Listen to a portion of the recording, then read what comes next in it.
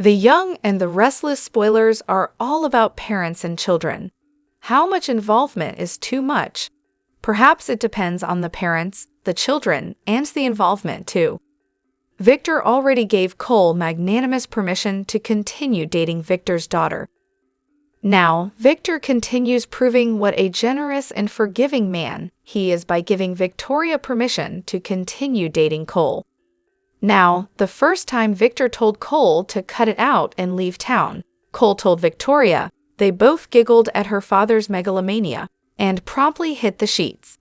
It was kind of fun making out behind Victor's back. Now that he's chill with it, will it dampen Victoria and Cole's enthusiasm? And might that be Victor's actual true motivation?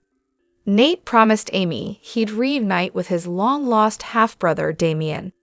They got a private eye to track him down, and now Nate and Audra are off to make that happen. Nate was surprised to learn he had a brother, and odds are Damien will feel the same. Maybe Audra's presence will soften the blow, and for all we know, kick of a love triangle that will follow the pair back to Genoa City.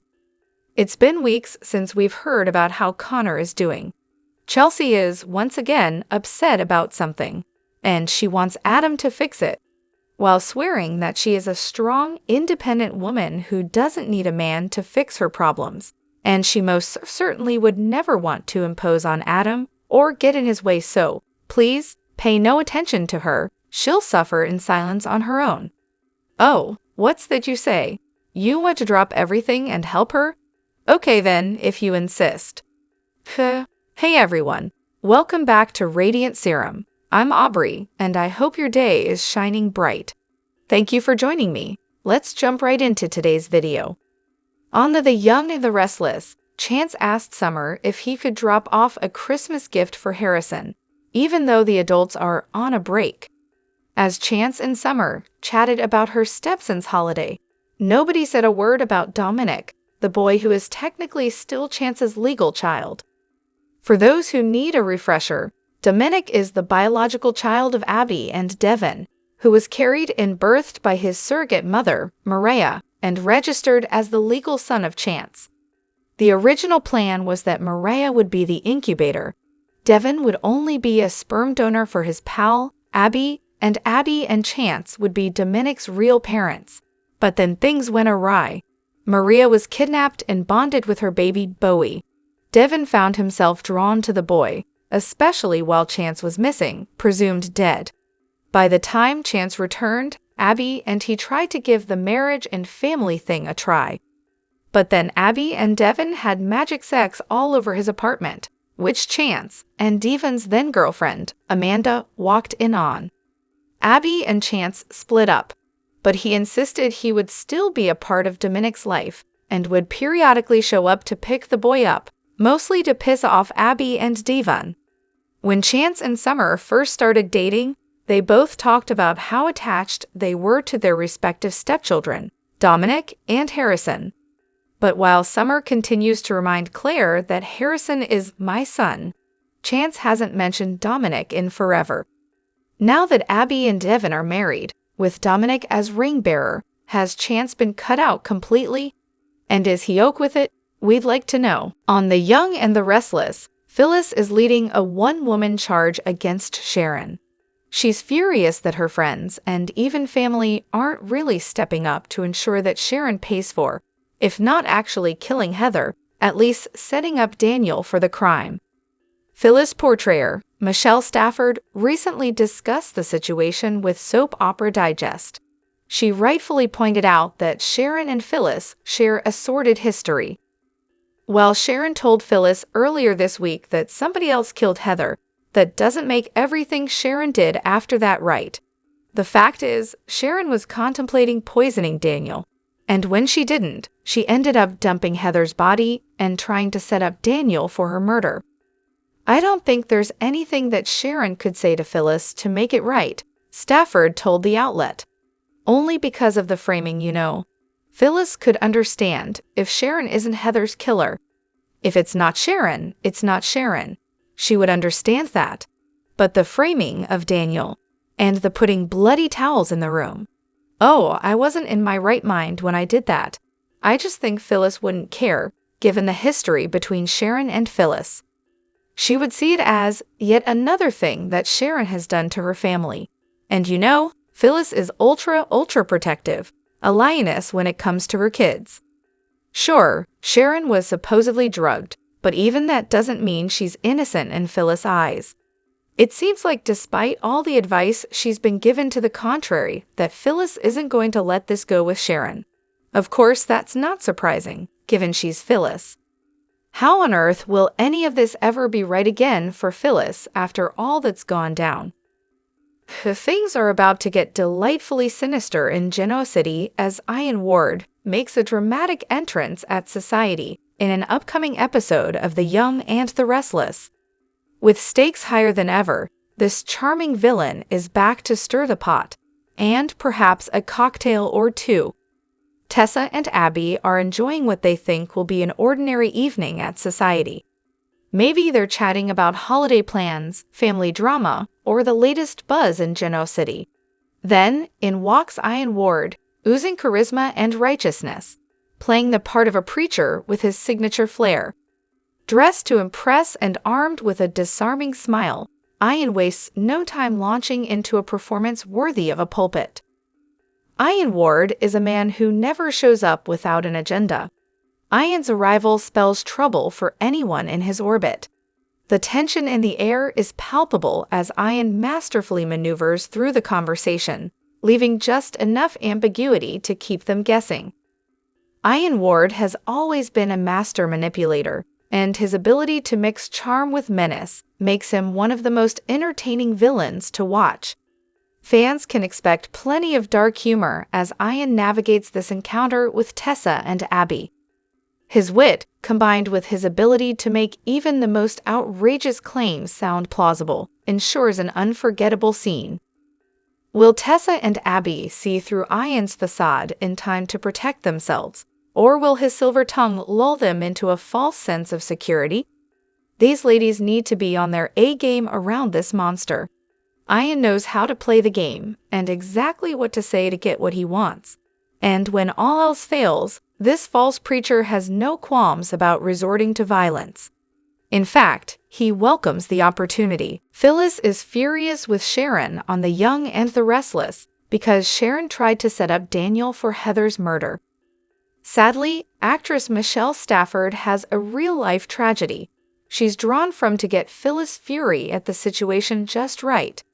Stafford recently discussed the animosity between Sharon and Phyllis with Soap Opera Digest. "I have a friend whose son was killed by a hit-and-run driver, and I kind of channel my friend in this," she told the outlet. The hit-and-run driver already had so many DUIs, had been arrested so many times, and the hit-and-run driver and his friends worked really hard to hide his crime. It's a really gross story. Her son is dead, and it's so unjust. I know there are people out there who have experienced things like this, where you just feel it's so unjust. I think there are a lot of people out there who have been served no justice for a family member or a friend who died. It seems that Stafford meant the accident she talked about on social media in early 2022. She helped her friend find justice for the situation after a driver hit and killed her friend Max and fled the scene of the crime. In November 2022, Stafford revealed that police made an arrest in the case. Ultimately, Stafford has used the emotions and helplessness of that real-life situation to inform Phyllis' feelings about Sharon doing all the things she did to set up Daniel. Even if Sharon didn't kill Heather, her actions certainly made it more difficult for Daniel and Lucy to deal with the aftermath of Heather's murder. It's certainly not going to be easy for Phyllis to forgive and forget. In fact, she probably never will. With Sharon and her lawyer set on pressuring the authorities to reopen Heather's murder case, Ian and Jordan have a real problem on their hands. How will Young and Restless intervene so as to give the villains more time to rain terror down on Genoa City? Well, we're already seeing clues on screen, and it involves someone else being targeted by the gruesome twosome. After Sharon's revealing second hypnosis session, she's convinced someone else was in the apartment with her and Heather. And though she didn't see Jordan's face, she remembered a gloved hand being placed on her shoulder and guiding her down to the sofa. She also remembered that at that point, Heather was alive and well and screaming from across the room.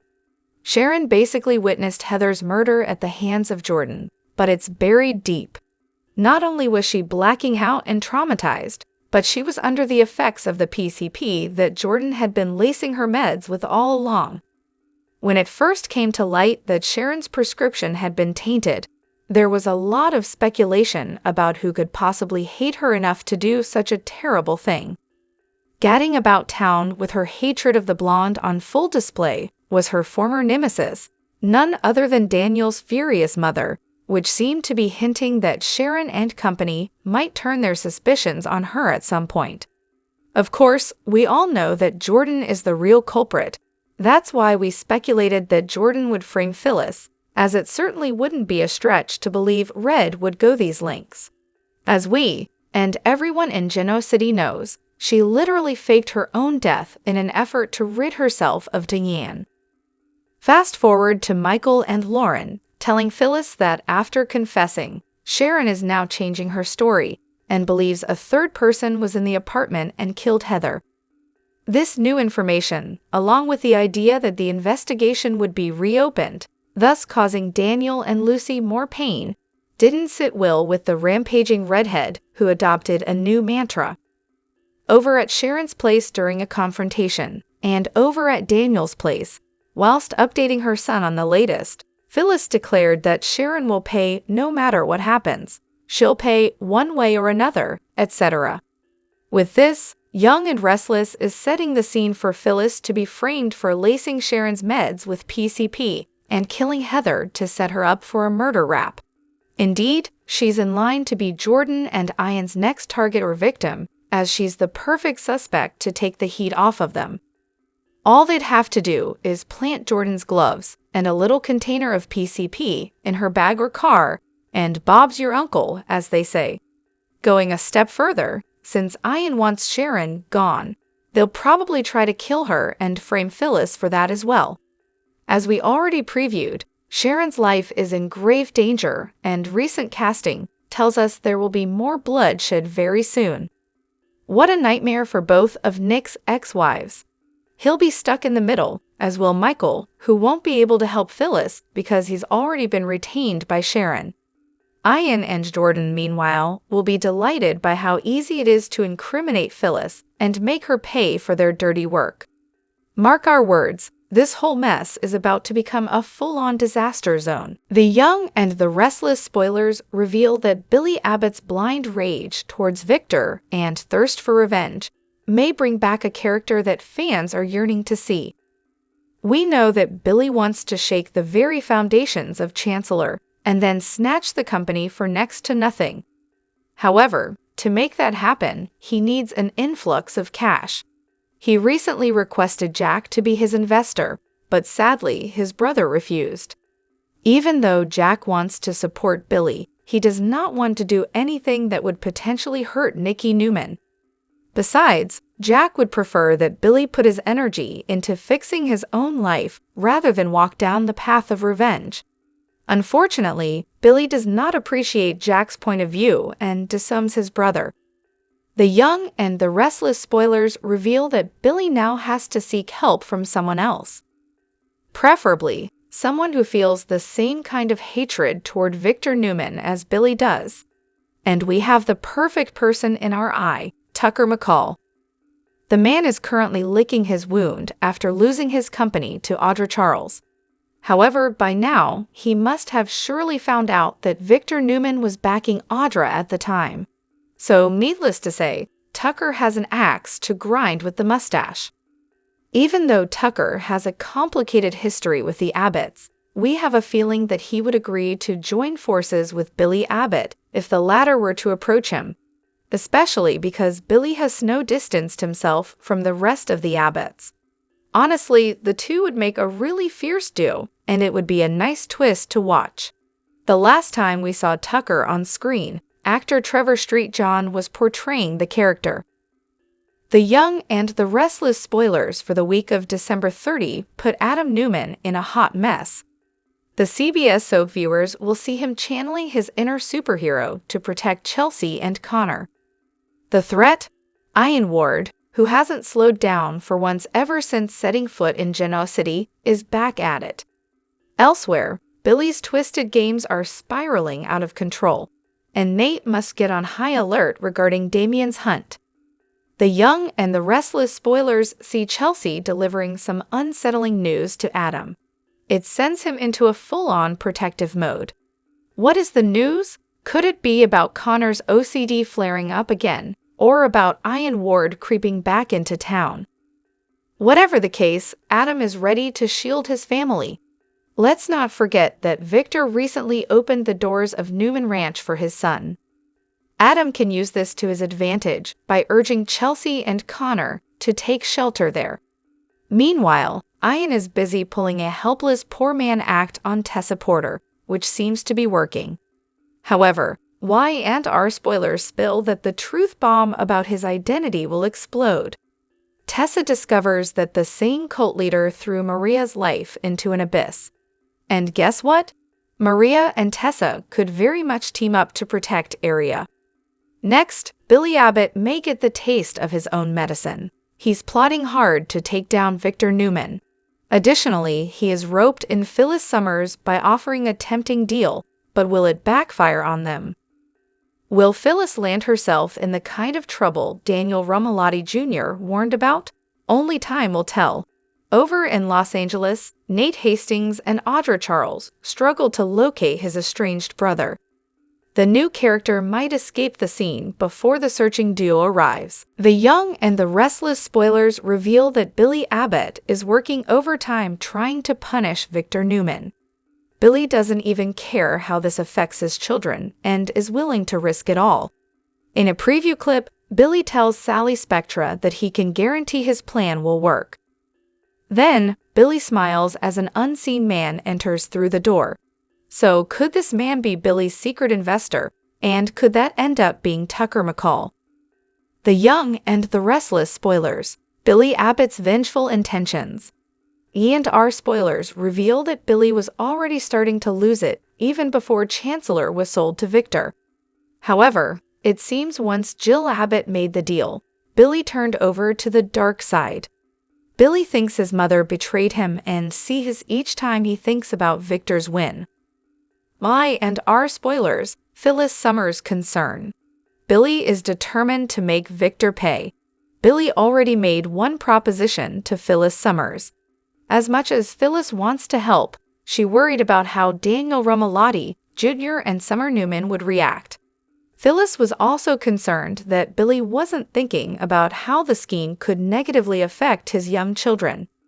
However, Billy will once again make an offer to Phyllis. This time, Phyllis might be tempted to take it.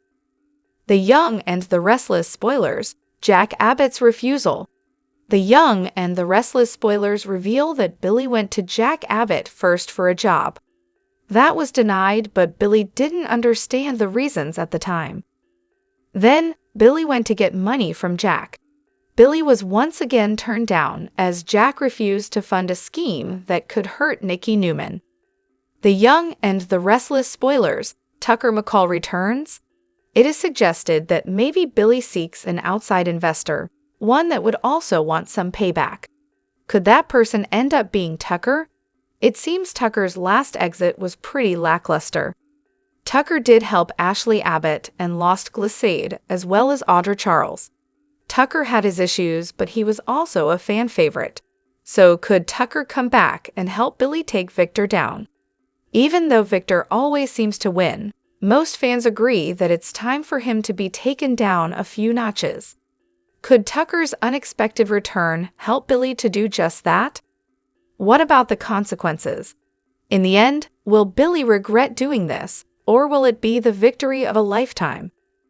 The Young and the Restless spoilers for Thursday, December 26 reveal some bombshells are about to drop in Genoa City. Two characters have a massive face-off, while one presents an offer that can't be refused, and is a super couple officially headed to Splitsville. What kind of drama is set to unravel on Thursday? Time to dive right in. The Young and the Restless spoilers. Daniel Romalotti challenges Nick Newman. E&R spoilers for Thursday, December 26, suggest that Daniel Romalotti and Nick Newman could have a massive confrontation. Added teasers indicate that Daniel will question why Nick is supporting Sharon Newman after she confessed to not only murdering Heather Stevens, but also almost killing his mom, Phyllis Summers, in that car crash. Nick may reason that new evidence and hypnosis have revealed otherwise, but will he also tell Daniel that even Phyllis doesn't recall Sharon's car hitting her? Daniel's mom got him riled up on Christmas Eve, but keeps forgetting to tell him that teeny tiny detail. Will Daniel start to believe what Nick believes? Only time will tell. By and R spoilers, Billy Abbott presents an interesting offer. Across town, Y and R spoilers for Thursday indicate that Billy Abbott will present a tempting offer to Phyllis. He needs her help to bring Victor Newman down, but Phyllis is far too preoccupied with revenge against Sharon at the moment. Could he offer up a scenario that would be in the best interest of them both? What could this be? Fans will have to tune in to find out. The Young and the Restless spoilers. Is summons done? Lastly, Y and R spoilers for Thursday, December 26. Note that Chance Chancellor and Summer Newman will talk about their relationship. Summer dumped Chance fairly quickly back in November, right after her mom landed in the hospital. She was steaming mad when Sharon confessed to Heather's murder, something both she and Phyllis begged him to investigate. Summer also felt as if Chance didn't do enough for her family as the lead in Heather's murder investigation. So, is this the end of summons, or could this conversation change things between the two? Emotions were running high when Summer ended things with Chance. So has the time apart healed all wounds, or will the two officially go their separate ways? The Young and the Restless spoilers document that Phyllis Summers rejects what she believes is Sharon Newman's lie. However, viewers know that Jordan Howard and Ian Ward are the real villains and that Sharon was framed. Meanwhile, Diane Abbott is back with her family, but hasn't yet earned the Abbott family's trust. The elaborate ruse she and Jack Abbott participated in was necessary but caused persistent damage. The Young and the Restless spoilers. Heather Stevens' death must be avenged. No one can blame Phyllis. Sharon doesn't. It's just that she wants her longtime nemesis to back off during this holiday season. But Daniel Romalotti and everyone who knows the indelible character Stafford has portrayed for 3 decades knows that control isn't Phyllis' strength. She is certain that Sharon is responsible for all the misery Daniel and Lucy Romalotti endured this year. The audience is aware that Phyllis will be proven wrong, but plenty of plot space appears to exist from now until then. Jordan and Ian must be exposed and proven guilty before the new information Sharon told Phyllis about is confirmed. The Young and the Restless spoilers. Sharon Newman is rising. Sharon was in a dark place in recent months. She was manipulated in the most heinous way, believing that she killed Heather, disposed of her body to cover that crime, and then framed Phyllis' son for the murder. But Sharon's off-kilter view of reality was engineered by Jordan, who laced her medication with mind-altering drugs. That factor is the reason why Sharon became fixated on seeking revenge justice. But clarity exists. Nick Newman had a hunch, and it paid off. Sharon's medication being laced was the break in this mystery thriller that should lead to her coming exoneration, and the eventual finger being pointed at Jordan and Ian. The Young and the Restless spoilers. Diane Abbott gets it all. Diane faked her death, but that was years ago, and she's since returned. Walter's character is obviously still in Jack's good graces because they married and haven't split. The tension was purely a ploy to fool Victor Newman and influence Kyle Abbott's opinion. Kyle is trying to trust his mother again. However, his father understands that it will take time for some of the reopened wounds to heal. Diane continues to be affected by her past misdeeds and the length of time she abandoned Jack and Kyle before announcing her return from the so-called dead. Diane can regain Kyle's trust because of the sacrifices she's recently made. His return to the co-chief executive officer spot at Jebot, and Jack's creative efforts allow Diane to shift to Glissade. Both changes should allow the Abbotts to defy Victor's prediction that they will implode. The Young and the Restless spoilers indicate that Billy Abbott is tired of being let down by his family and will call in a shocking partner in crime. Billy wants revenge on Victor Newman, and he is determined to get it. Will Tucker McCall be the ace in the hole he needs to get even? The Young and the Restless. Billy Abbott needs financial help. The Young and the Restless spoilers reveal that Billy recently approached Jack Abbott for help with his plans. However, Jack turned him down flat, leaving Billy to find someone else. Now that Billy cannot count on anyone in his family for help, will Tucker join him as he goes after Chancellor? Jill Abbott sold the company out from under Billy instead of giving him a chance to do anything with it. Victor stole Glissade from under Tucker as well. Everyone sees Billy and Tucker as failures. Can the two of them work together to bring down Victor? Is this pairing what is needed to take Chancellor back? I and our spoilers, Tucker McCall should be ripe for revenge. By now, Tucker has probably figured out that Victor was behind Audra Charles and her plan to steal Glissade. Tucker is likely just waiting for a chance to make Victor pay. Of course, joining forces with Billy could be the ultimate way to do just that if Billy's plan works. Billy is not the best businessman in the world by far. However, Billy is determined to get Chancellor back, and he is having to strategize this time. Tucker has also had time to think able how to get back at Victor, and as they say, two heads are better than one. Perhaps Tucker and Billy's business sense can mesh to pull this off.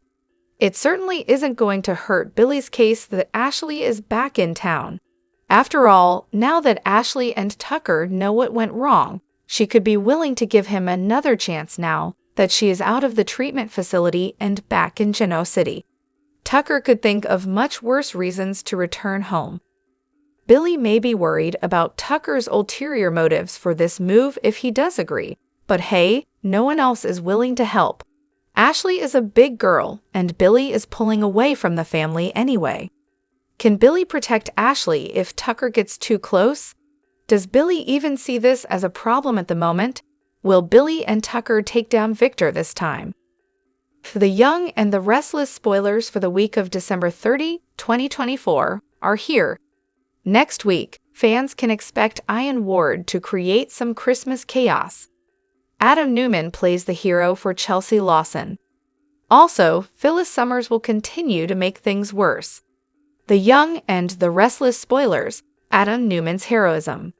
Lee and R spoilers for the week of December 30 reveal that Chelsea will report some kind of disturbing news to Adam. It's possible that Connor Newman might have some issues with his obsessive-compulsive disorder. The holidays usually aren't very kind to those with mental health struggles. Of course, this might actually be Chelsea warning Adam that Ian is back in Genoa City. Adam and Ian used to be partners in crime, but the reformed villain will want to protect Connor. Adam might even urge Chelsea and Connor to move in with him at the ranch house for their own safety. I and R spoilers, Ian Ward's chaos. Next week, fans can also expect Ian to continue trying to deceive Tessa Porter. However, at some point, someone might point out that Warren Masters is actually Ian Ward. This is particularly scary for Mariah Copeland, who will want to keep area Porter Copeland safe. While Ian is having fugitive Jordan do all this dirty work, she is getting fed up. So Jordan might end up getting some kind of redemption by the end of this storyline.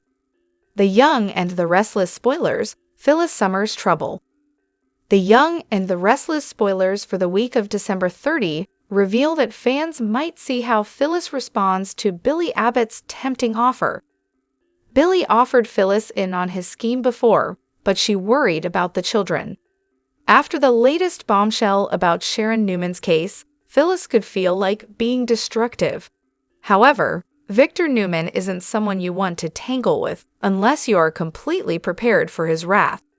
Next week, Nate Hastings and Audra Charles get ready to find Damien. The new character won't be making the debut until January 8, 2025. So, Nate clearly reaches a dead end, or maybe Damien slips away before they can get to Los Angeles. In any case, Nate isn't giving up just yet. Summer sits awkwardly with her mother at Crimson Lights.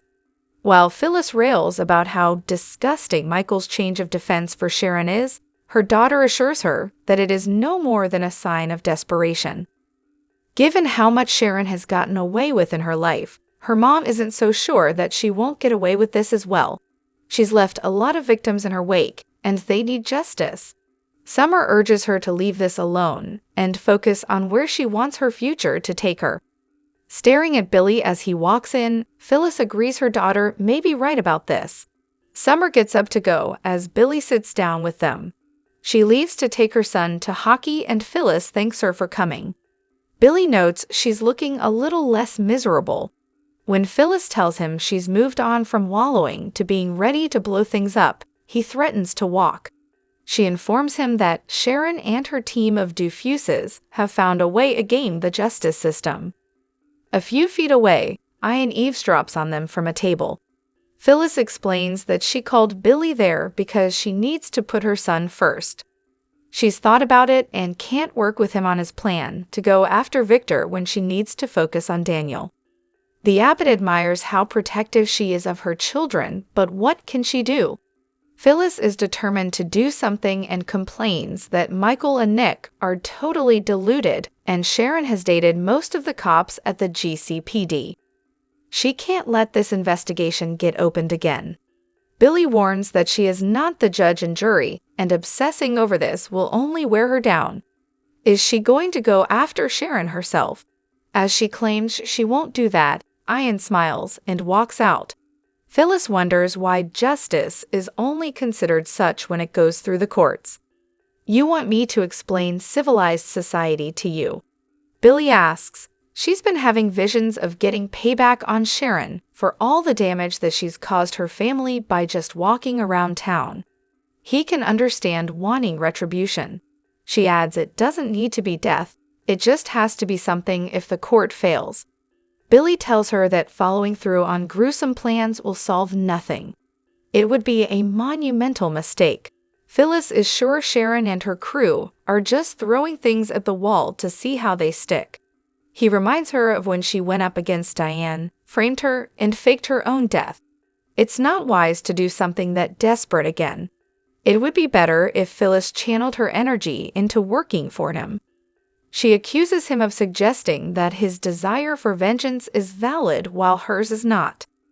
"My way keeps you free, so you can be there for your family," he points out. The fight he's advocating for is one they can win. It would give Daniel and his talent a place to land. She'd like to be part of that, but this Sharon situation is demanding her attention. Billy says the time is now for them to take what they deserve and never let it go. As they walk outside, Billy explains that this is a lifeline to give Daniel comfort and support. Phyllis would like that, but she's so tired of Sharon and Nick. He repeats that she needs to let that go. It's pointless, and they need to concentrate on something they can do. Daniel wanders into Crimson Lights and runs into Nick. The Newman has been thinking of him and asks how Christmas was with Lucy. Daniel explains that he and Lucy tried to do right by Heather, but she felt like if she enjoyed the holidays, she would be betraying her mom. Lucy forced a smile and only cried a little. Nick is sure it is hard to come back to reality after a day like that. Daniel is having some trouble with reality, since he's been hearing that Sharon claims there was a third person in the apartment and that they are the real killer. After they get a table, Nick explains that there were gaps in Sharon's memory, so she underwent hypnosis. That's how they found out there was a gloved hand and Heather collapsed across the room. This new evidence isn't impressing Daniel. He wonders if this is all just a convenient hallucination. Nick knows it may look that way, but she didn't do it. The question is, who did it? They can only hope the police will investigate. The security footage from the building couldn't be salvaged, but that doesn't mean that something else from the neighborhood couldn't show up. It will take detective work to get to the bottom of this. All of this sounds ridiculous to Daniel, and he wants to hear it from Sharon's mouth for himself. At Sharon's, she and Michael explain to Chance that she has been having hypnosis sessions, and they have been filling in the blanks she's had in her memory thanks to her blackouts. In the latest session, she recalled a gloved hand and heard Heather collapsing across the room. The detective reminds her that she's already confessed and entered a plea. He's looked at every piece of evidence, and there's no indication anyone else was there. She remains the only suspect. The cop isn't finding any of this compelling, but the lawyer is ready to take this, and the proof that her meds were laced with PCP to the authorities. Sharon admits that she framed Daniel, and her lawyer says they will deal with that later. He urges Chance to reopen the investigation. Sharon backs this up and insists she didn't kill Heather. She's not saying that to avoid punishment, but because it's the truth. The real killer is still out there somewhere. Michael declares that this is about a woman's death, another woman's freedom, and the safety of everyone in Genoa City. Chance asks for more details, but Sharon and Michael don't have any. That's why they need the police to look into this. Sharon's sure Chance is the best person for this job. Heather's family deserves to know who took her from them. Nick and Daniel arrive. Daniel doesn't want to be there, but he wants to know what Sharon is trying to pull now. His mother told him they were cooking up a new defense, and he wanted to hear it for himself. Nick and Chance warn him not to get heated. Daniel asks if the cops are buying her crap. Sharon's sorry he has to think about this over Christmas. She insists this is no game, and she would have kept this silent if Phyllis hadn't ripped into her. When Daniel lays into Chance, the detective claims he's just giving them the benefit of the doubt. Sharon gasps in relief when he admits he will make a case to reopen the investigation. After Chance walks out, Daniel complains that he can't even tell his daughter to believe in justice while they are around. Sharon tells him he has every right to be skeptical of her. Daniel says he doesn't need her to validate the way he feels. Sharon tells him how hard it is for her to deal with this. She's determined to take responsibility for her actions, but she needs to know what happened. He complains that she keeps changing her story. Nick stands up for his ex and says that what she saw under hypnosis was real.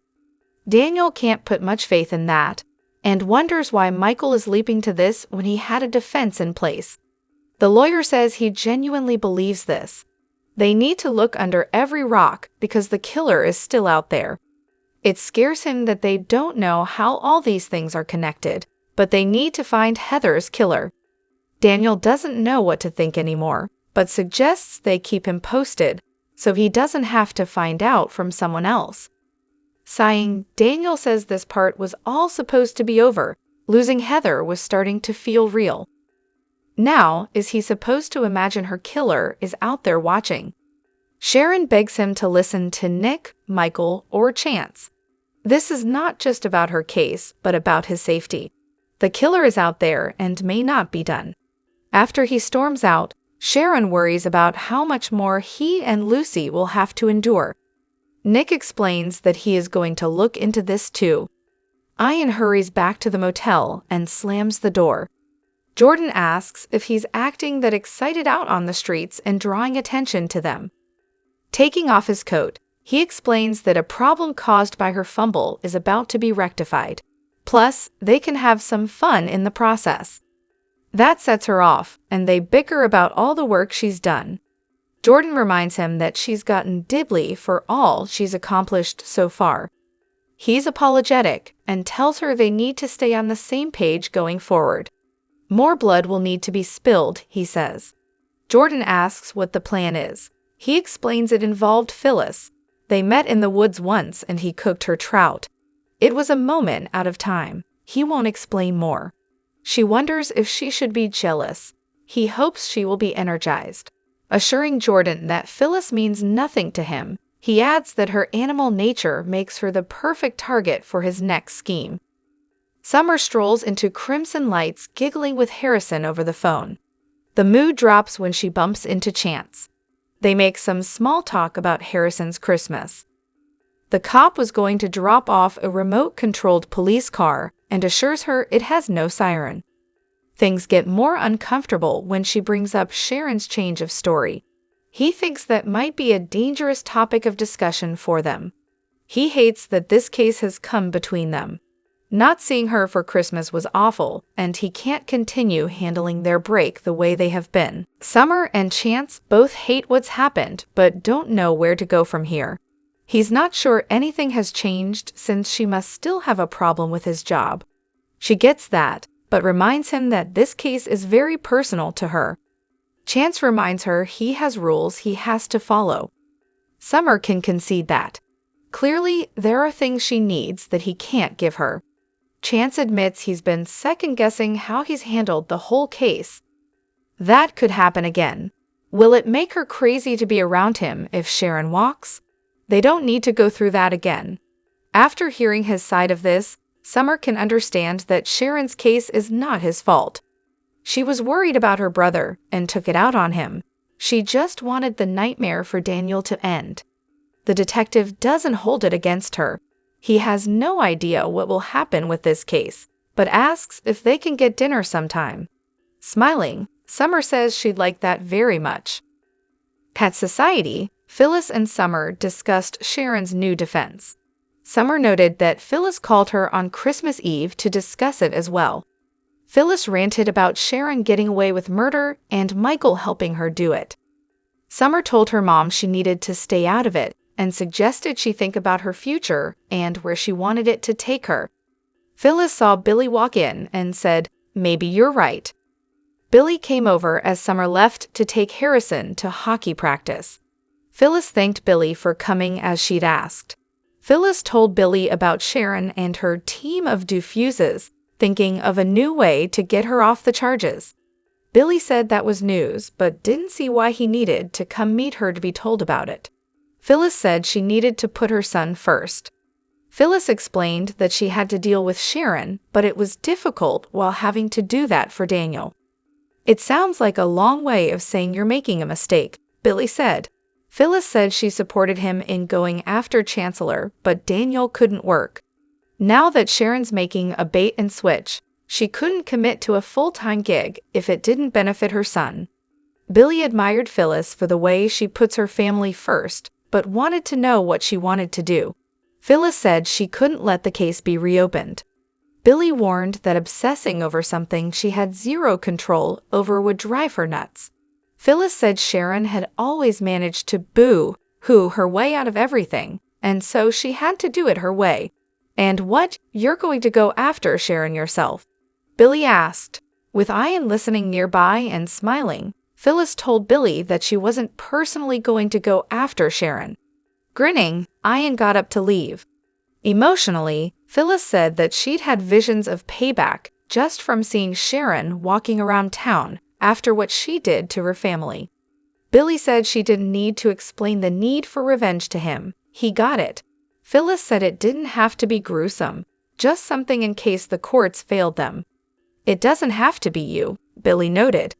Billy warned that if Phyllis followed through with her extreme thoughts, it would solve nothing. Billy suggested that Phyllis wait to see what happened, but Phyllis couldn't sit idly by. Billy reminded her of the last time she tried framing Diane and then ended up faking her own death, and that didn't work out for her at all. He added that she finally got her kids back in her good graces, and this would wreck it all over again. Billy suggested she channel all of that passion and energy into working for him instead. "Are you saying your vengeance is valid, but mine is out of line?" Phyllis cried. Billy said his way kept her out of jail for vigilant justice so she could support Daniel. "Being part of your fight is going to get justice for Sharon?" Phyllis asked. Billy told her that going after Sharon was a losing battle, but going after Chancellor was a better deal. She could help him get back Chancellor, get revenge on Victor, and make a place for them and a safe place for Daniel to land professionally with all of his talent. Phyllis admitted she'd thought about that a lot, but Sharon's new play got her attention. Billy told her the time was now, and they had to make a move. Outside of society, Billy reiterated that obsessing about Sharon's case wouldn't get Phyllis anywhere. He added that taking back Chancellor was something they could do together, and there was no one he trusted more to do it with. "So what do you say?" Billy asked. At Crimson Lights, Daniel approached Nick at the counter. He told him how they tried to honor Heather on Christmas.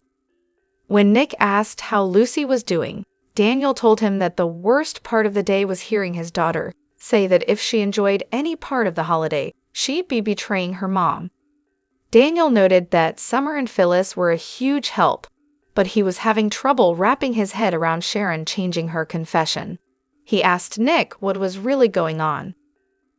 Nick explained that there were always gaps in Sharon's memory from the night Heather died, so she went under hypnosis. Nick shared that Sharon remembered feeling a hand on her shoulder, but no name, voice, or face, and it couldn't have been Heather as she had been across the room. Daniel wondered about Sharon being drugged and suggested it was another one of her hallucinations. Nick insisted it was real. Daniel asked why she wasn't sticking with her insanity defense, or the tampered drugs, why the new convenient memory. Nick said the why was because Sharon didn't do it. Nick hoped that the police would find evidence aside from the security footage from the building, because apparently it couldn't be salvaged. Nick knew it would take some detective work, but thought maybe the police could find some evidence in the neighborhood. "You know what I think. I think this all sounds ridiculous. I think I should go and see Sharon and hear it all from her mouth," Daniel told him. At Sharon's, Michael and Sharon told Chance about her hypnosis therapy. Chance noted that Sharon had confessed, and he had seen every piece of evidence in the case. Chance said there was zero evidence that anyone else was in the apartment that night. "You, Sharon, are still the main suspect," Chance declared. "Hearing a sound as you're passing out isn't going to clear you," Chance said. Sharon noted that Chance had seen her blackout before and knew what it was like. Chance noted that Sharon still framed Daniel. Michael said that was a separate charge, and they'd deal with it another time, but this took precedence. He asked Chance to reopen the investigation. Sharon told Chance she wasn't exploiting their friendship, noting that Michael and Nick believed her. Chance said that Michael was her attorney and Nick needed her to be innocent. Sharon insisted she didn't kill Heather. "We're talking about a woman's death. We're talking about another woman's freedom," Michael pleaded. Sharon added that whoever did kill Heather was still out there. Michael reminded Chance of everyone else's safety. "You've heard it all, so are you in or are you out?" Michael asked. Chance told Michael that even his best private investigators wouldn't be able to find something that wasn't there. Chance asked for details about her memory, but concluded that Sharon had none. Michael pointed out that Chance knew the approximate time that someone was at the apartment, and that was enough to get started. They told Chance that he was not only the best, but he was the only one who could help. Sharon asked if not for her, then for Chance to do it for Heather.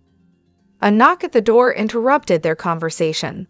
Sharon noted it was probably Nick and opened the door to find Nick and Daniel. "I don't want to be here. You don't want me here. But I gotta know, Sharon, what are you trying to pull now?" Daniel asked. Drop your thoughts in the comment section below. Do you agree or disagree? Don't forget to like, subscribe, and hit the notification bell for more updates. Your opinions matter, and I will see you in the next video. Thank you.